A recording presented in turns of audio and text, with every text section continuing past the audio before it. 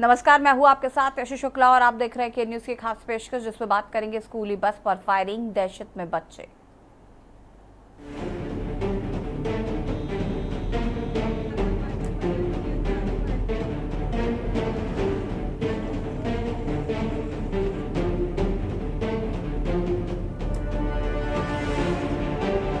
अमरोहा के गजराला थाना क्षेत्र में एक दर्दनाक घटना में बदमाशों ने भाजपा नेता चौधरी वीरेंद्र सिंह के स्कूल की वैन पर फायरिंग कर दी। वैन चालक मोंटी ने बताया कि 3 अज्ञात बदमाश बाइक पर सवार होकर आए और अचानक फायरिंग शुरू कर दी, जिससे बच्चों में चीख पुकार मच गई। इस घटना में किसी के घायल होने की खबर नहीं है, लेकिन बच्चों और वैन चालक को भारी मानसिक तनाव का सामना करना पड़ा। पुलिस ने मौके पर पहुंचकर जांच शुरू की है और बस को थाने ले जाया गया है। गजरौला थाना पुलिस के अधिकारी ने बताया कि मामले की जांच जारी है और आरोपियों की तलाश की जा रही है। घटना के बाद पुलिस प्रशासन में हड़कंप मच गया है और सुरक्षा व्यवस्था बढ़ा दी गई है। भाजपा नेता चौधरी वीरेंद्र सिंह ने घटना की निंदा की है और पुलिस से आरोपियों के खिलाफ कड़ी कार्रवाई की मांग की है और मामले की जांच जारी है।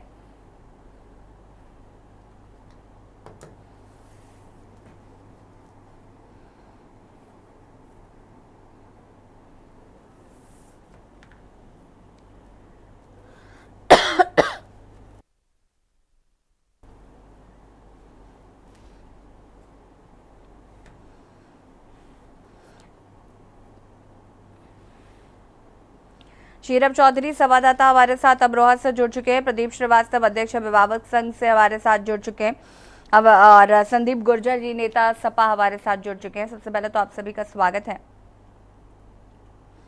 शुरुआत शीरभ से करते हैं। शीरभ, क्या कुछ जानकारी है सबसे पहले तो उस घटना को लेकर? जी बिल्कुल बताएं। अमरोहा जनपद में आज सुबह 10 बजे का मामला है, जहां पर एक स्कूली वैन पर 3 बाइक युवकों ने हमला किया और फायरिंग करते हुए जो है वो फरार हो गए।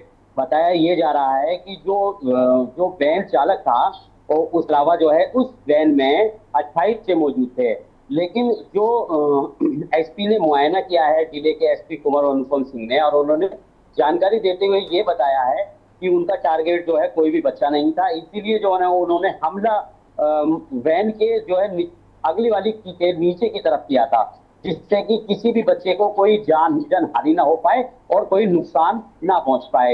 लेकिन जिस तरह से घटना को अंजाम दिया गया है और जो फायर करने की जो बात सामने आई है, उससे साफ ये जाहिर हो रहा है कि जो हमलावर थे उनका जो है वो मारने का इरादा नहीं था, किसी को भी जान से मारने का इरादा नहीं था, बल्कि जो ड्राइवर था उसको डराने का जो मामला था वो सामने आया है। क्योंकि ड्राइवर और जो आरोपी हैं उनके बीच में अब से 4 दिन पहले स्कूली वैन में हल्की सी टक्कर लगने के कारण नोक-झोंक हुई थी, जिसको लेके दोनों में जो है रंजिश चल रही थी 4 दिन से पहले। लेकिन इन 4 दिनों जब ये मामला सामने आया था तो स्कूल प्रशासन ने इन दोनों को बिठाकर मामला शांत भी करा दिया था और उसके बाद इनका जो है फैसला भी करा दिया था। लेकिन जो युवक थे वो लगातार रंजिश रख रहे थे और जो ड्राइवर मोल्टी हैं, आज उनके साथ में ये जो है डराने की जो घटना सामने आई है। हालांकि स्कूली वैन पे जो है फायर जो किए हैं, इससे पूरे क्षेत्र में दहशत का माहौल है और बच्चों में पूरी तरह से चीख पुकार मच गई थी। ऐसी स्थिति में जो है जो घटना स्थल पर मौजूद बच्चे थे, जब पुलिस ने मुआयना किया तो वो बेहद डरे और सहमे नजर आए थे। लेकिन जो मुख्य आरोपी है इसे पुलिस ने उसे 1 ही घंटे के अंदर उसको गिरफ्तार कर लिया है। मेरे पीछे आप देख रहे होंगे, मैं इस वक्त थाना गजरौला के पास खड़ा हूँ, जिस थाने में उस मुख्य आरोपी को हिरासत में लिया हुआ है और इसके अलावा 2 टीमें और गठित कर दी गई हैं। जो 2 आरोपी हैं जो अभी फरार हैं, उनको ढूंढने में लगी हुई है। चले ठीक है, वापस आता है आपके पास और प्रदीप श्रीवास्तव जी और संदीप गुर्जर जी का रुख करें, लेकिन उससे पहले वैन चालक का क्या कुछ कहना है वो भी सुना देते हैं। मेरे साथ में नंगले से गाड़ी लेकर आया था सुबह 7:40 से समथिंग, और जो है तीर में रोक के गाड़ी पे हमला करा, तवज्जो से फायरिंग करी और कड़े से पत्थरों से गाड़ी पे हमला करा। तो मैं गाड़ी व्यवस्थित भगा के उसको मिल गया। कितने बच्चे सवार थे बस में? बस के अंदर 28 बच्चे थे। अच्छा, किसी को चोट उठ तो नहीं है बस में? नहीं बच्चे तो गाड़ी भगाने की वजह से बच्चे सेफ है ना। तो कोई पुराना विवाद उनसे नहीं कुछ जानते हो उनको? जांच ना पड़वा फिलहाल उनकी उन्होंने डांटे मार तो आपकी गाड़ी रुकी हुई थी या उन्होंने रोकी? नहीं, मेरी तो गाड़ी आ रही थी, उन्होंने गाड़ी रोकी मेरी। आगे लगा के? हाँ, बाइक लगा के। किस जगह की घटना है? ये नंगला से जो रास्ता खाद को आ रहा है, अच्छा, उधर बागों के लिए। नगला के आसपास। हाँ। तो फिर आप गाड़ी लेके आए तो आपके पीछे पीछे भी आए वो हाँ 1 किलोमीटर पीछे तक लगाए बाइक लेके? बाइक लेके। फिर मैंने गाड़ी खाद में ला के बांट दी अंदर। उसके बाद भाग गए। उसके बाद वो फिर वहाँ से बच्चे उतार के। तो आपने पुलिस को इन्फॉर्म किया था वहाँ से? हाँ क्या? पुलिस पहुंची वहाँ? हाँ। और प्रदीप श्रीवास्तव जी का पहले तो रुख कर लेते हैं। प्रदीप जी, क्या कुछ कहना चाहते हैं इस पूरी घटना को लेकर? देखिए, बहुत ही ये निंदनीय है हम्म, और बहुत ही दुखद है और सुरक्षा के पूरे इंतजाम होने चाहिए और बच्चे भी इसमें हताहत हो सकते थे और जो भी इसमें दोषी है उसके खिलाफ सख्त से सख्त कार्रवाई की जाए, क्योंकि जी कंटिन्यू करें। इसमें बच्चे भी हताहत हो सकते थे और स्कूल की और शासन प्रशासन की पूरी जिम्मेदारी है कि बच्चों की सुरक्षा होनी चाहिए। इस प्रकार की घटना भविष्य में ऐसी ना घटित हो, इसके लिए उत्तर प्रदेश सरकार जो भी दोषी है उनके सख्त से सख्त कार्रवाई करे, जिससे कि भविष्य में इस प्रकार की पुनरावृत्ति ना की जाए। देखिए, आरोपी को तो गिरफ्तार कर ही लिया गया है, साथ ही साथ कई सवाल जो खड़े हो रहे थे कि बच्चों को हताहत करने की जो मंशा थी वो नहीं थी, इस तरीके की बातें भी निकलकर सामने आ रही हैं। लेकिन बेटे मैडम, बच्चों की सुरक्षा सर्वोपरि है और इसमें जो स्कूल की जो वैन के जो मालिक हैं और स्कूल मैनेजमेंट को ये पूरी उनकी जिम्मेदारी है कि बच्चों की सुरक्षा सर्वोपरि है और उनकी सुरक्षा की जाए।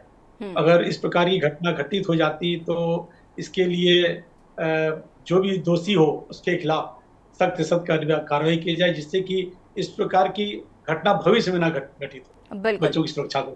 अविरल मलिक, प्रवक्ता बीजेपी भी हमारे साथ जुड़ चुके हैं। अविरल जी, आपका भी स्वागत है, लेकिन उससे पहले संदीप गुर्जर जी, क्या कुछ कहना चाहते हैं इस पूरी घटना को लेकर? देखिए मैडम, सबसे पहली बात तो ये है कि इस दहशतगर्द जो था, इसे ना तो पुलिस प्रशासन का डर है ना बुलडोजर बाबा का डर है। इतनी दुस्साहसिक वारदात इसने की है। मैं समझता हूं कि उत्तर प्रदेश में जो बुलडोजर बाबा अपनी जीरो टॉलरेंस नीति को लेकर के चलते हैं, उसका कहीं कोई भय या डर बिल्कुल भी दिखाई नहीं दे रहा है।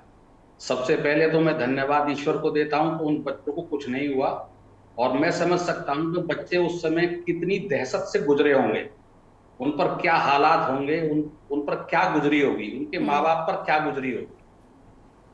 इन सब बातों को ध्यान में रखते हुए, हालांकि ये दो जनों के आपसी झगड़े का मामला था, लेकिन बात यहां खत्म नहीं होती। अगर कुछ घटना घट जाती, किसी बच्चे को कुछ नुकसान पहुंच जाता, तो बहुत बड़ी घटना हो जाती। बिल्कुल, इस बात से ये स्पष्ट है कि इस सरकार का कोई भी डर, कोई भी भय किसी दहशतगर्द में नहीं है। सब कुछ का कोई भय नहीं। अविरल जी, प्रशासन का कोई डर नहीं है, कोई भय नहीं है, जिसका जो मन आ रहा है वो कर रहा है, इस तरीके से फायरिंग कर रहा है।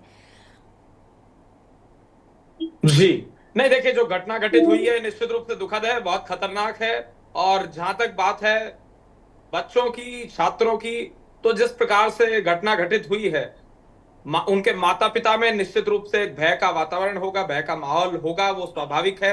और रही बात कानून की, प्रशासन की, प्रशासन के द्वारा कड़ी कार्रवाई की जाएगी, निश्चित रूप से संज्ञान लिया ही जाएगा, इसमें कोई दो राय नहीं है। और जहां तक बात है इस घटना के घटित होने की, कौन लोग हैं, किनका गैंग है, कौन इस प्रकार का षड्यंत्र रच रहे हैं, कौन इस प्रकार की घटना को अंजाम दे रहे हैं, उनके ऊपर निश्चित रूप से भयंकर और कड़ी एक प्रकार से कानूनी कार्रवाई की जाएगी, इसमें कोई संदेह नहीं होना चाहिए। लेकिन जिस प्रकार से समाजवादी पार्टी के नेता मौजूद हैं, उन्होंने कहा कि बुलडोजर बाबा का कोई भय नजर नहीं आ रहा है, तो बीच में जिस प्रकार से बुलडोजर बाबा इन्होंने शब्द इस्तेमाल करा और एक प्रकार से इस मुद्दे को राजनीतिक बनाने की कोशिश की, और उसके साथ साथ इस मुद्दे पर भी इन्होंने राजनीतिकरण करने का जो प्रयास किया, मैं समझता हूं यह अनुचित है।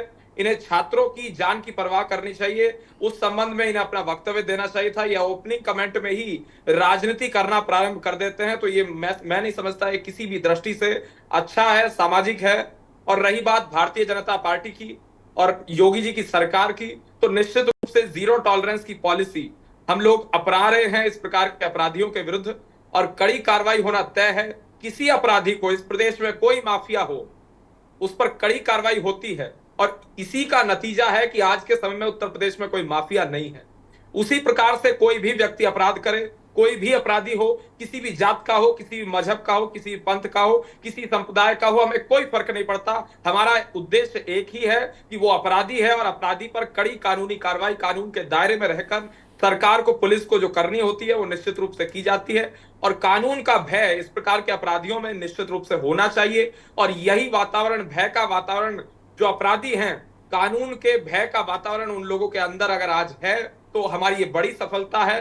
कानून का भय निश्चित रूप से ऐसे अपराधियों के भीतर है, यही हमारी कामयाबी है। इस विषय पर समाजवादी पार्टी के नेता को देखना चाहिए था, लेकिन जो घटना घटित हुई है ये बिल्कुल अमानवीय है। कुछ भी घटना हो सकती थी, कुछ भी बच्चों को नुकसान भी हो सकता था। इसमें निश्चित रूप से एक प्रकार से सबको चिंतित होने का निश्चित रूप से विषय है। कानून का भय साफ दिखाई दे रहा है, दिन दहाड़े फायरिंग हो रही है, ये कानून का भय है। नहीं, मैं देखिए, अब आप इस प्रकार की बात करेंगे तो मेरा केवल एक ही उत्तर बचता है, वो मैं आपको दे देता हूं। मेरा ये लास्ट उत्तर आपके मुद्दे पर रहेगा, और एक लाइन में मैं आपको उत्तर दे देता हूं। ये कौन सा नहीं, देखिए, ये कौन देखिए, सा तरीका नहीं है संदीप जी। देखिए, हाँ बिल्कुल आपकी बात मैंने ले ली, मैं इसका उत्तर दे देता हूँ, और एकदम सटीक। स्कूल बच्चों की गाड़ी पे हमला होता है, आप कह रहे हैं कि भय है, ये भय दिखाता है।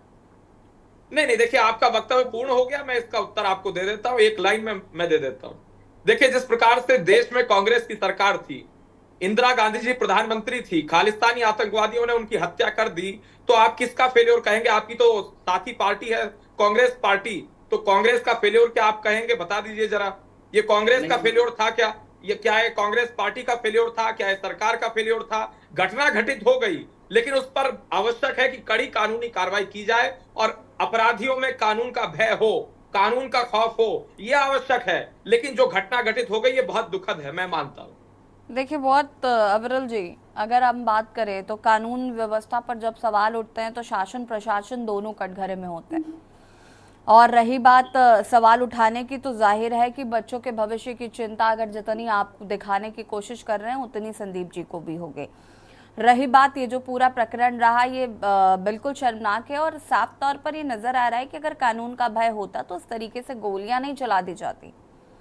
और सवाल यही है कि कानून का भय आप जो व्याप्त करने की कोशिश लोगों में, अपराधियों में कर रहे हैं, वो नजर कहीं नहीं आ रहा है। वापस आएंगे शीरप चौधरी जी, गिरफ्तारी हो गई है आरोपी की, और माँ का जो वक्तव्य आया है आरोपी की, उनका साफ तौर पर कहना है कि उनका बेटा इस तरीके का कृत्य नहीं कर सकता। जी बिल्कुल, बता दें, जैसा एसपी अमरोहा ने जो घटना स्थल का जायजा लिया, उसके बाद में जो है इस प्रकरण को जो है सबसे जरूरी मानते हुए और इस घटना का अनावरण करते हुए एक आरोपी को हिरासत में ले लिया है। जो दो आरोपी हैं उनकी जो है जांच पड़ताल करके और उन पे टीमें गठित करके उन्हें जो है गिरफ्तार करने की प्रयास किए जा रहे हैं।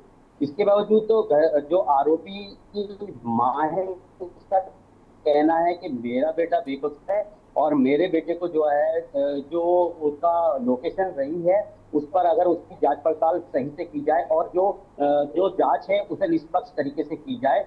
मेरा जो बेटा है वो जिस वक्त घटना हुई है उस वक्त कहीं ऐसी जगह पर नहीं था कि जिसे उसे संदिग्ध माना जाए और उसे आरोपी बना जाए।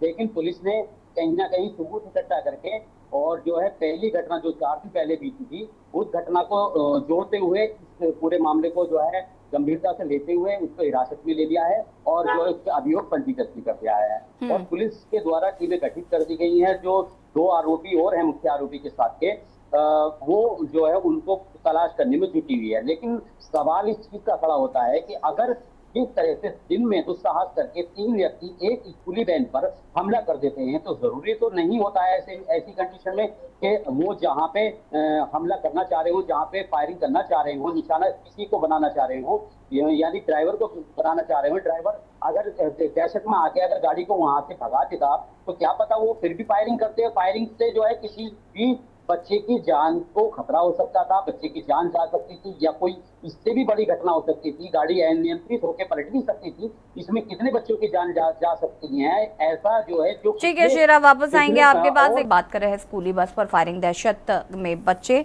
जिस तरीके से ये घटना निकलकर सामने आई। प्रदीप जी फटाफट अपनी बात को पूरा करेगा, किस तरीके की जो घटनाएं हो रही हैं इस पर कहाँ से लगता है कि जो प्रबंधक है स्कूल के, उनको इस पर व्यवस्था करनी चाहिए, क्योंकि वैन चालक का किसी से झगड़ा होना और उसके बाद वो उसका बदला लें, ये बहुत ही ज्यादा बेसलेस बात है।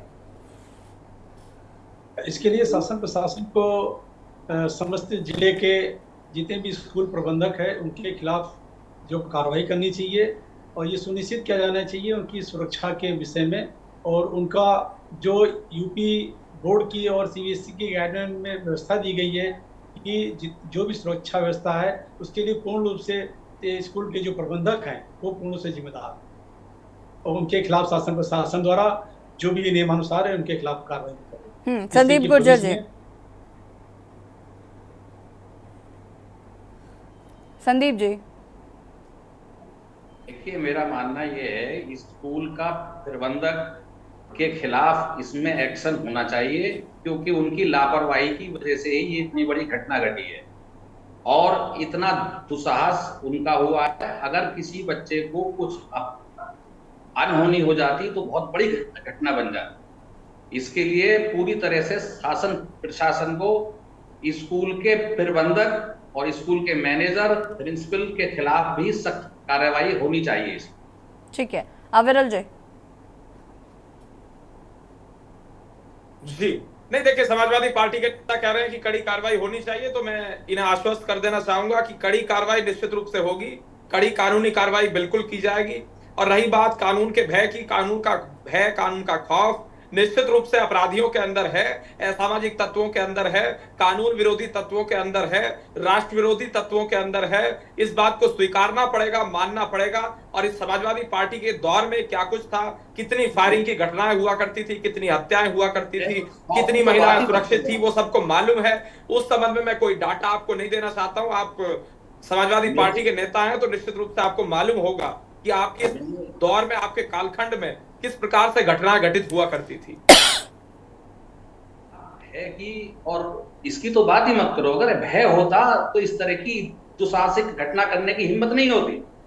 नहीं, मैं तो देखिए, मैं संदीप जी, मैं चलिए ठीक है, हम उम्मीद करते हैं कि कार्रवाई होगी। इस बार आप सभी का शुक्रिया चर्चा में शामिल होने के लिए। और मुद्दे की बात में बात कर रहे थे यहाँ पर स्कूली बस पर जिस तरीके से फायरिंग हुई, फिलहाल आरोपी को गिरफ्तार कर लिया गया है और आगे किस तरीके से कार्रवाई की जाती है देखना होगा। खास पेशकश में इतना ही। देखते रहिए के न्यूज़ इंडिया। नमस्कार।